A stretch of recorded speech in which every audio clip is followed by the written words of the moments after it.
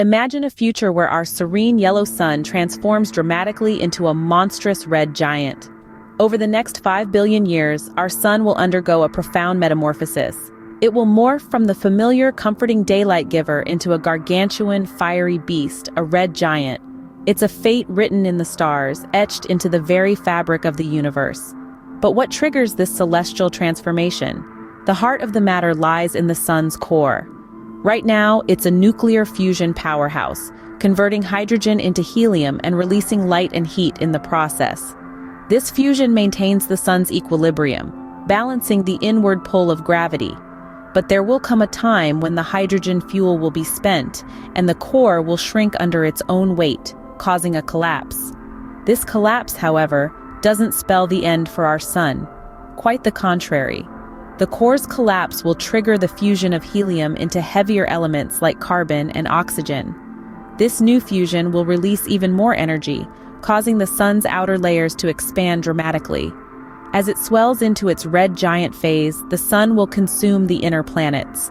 Mercury will be the first to go, followed by Venus. These planets will be swallowed by the sun's outer layers, their existences erased in the blink of an astronomical eye. But this isn't the end of the sun's final act.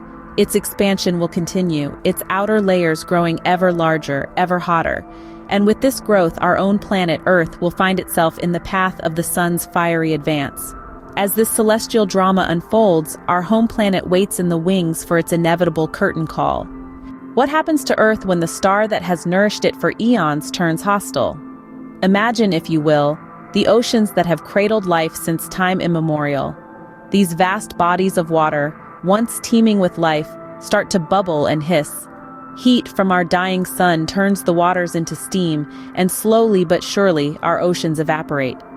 The once cooling and life-giving waters are boiled away, leaving behind a barren, cracked seabed.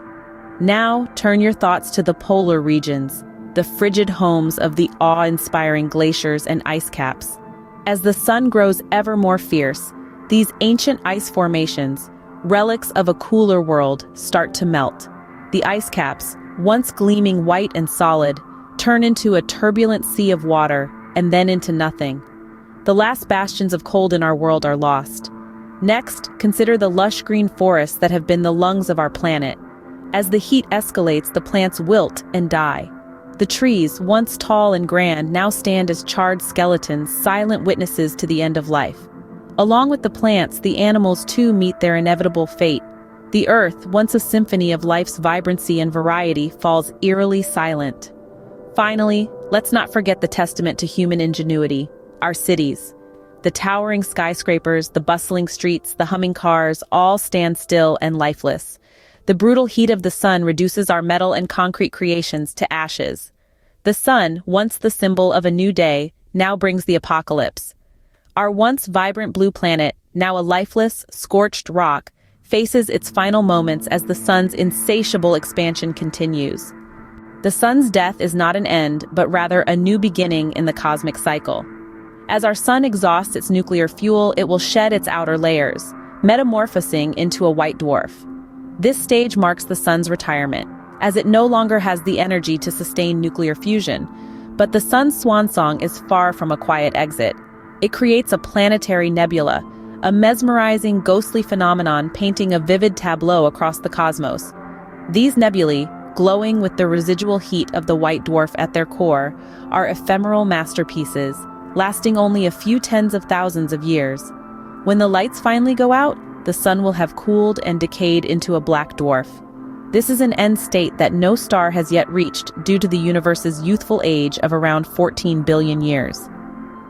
As we reflect on this inevitable cycle of stellar life and death, we are reminded of our fleeting existence in the grand cosmic theater. Yet it is this very transience that makes our journey in the universe so uniquely precious.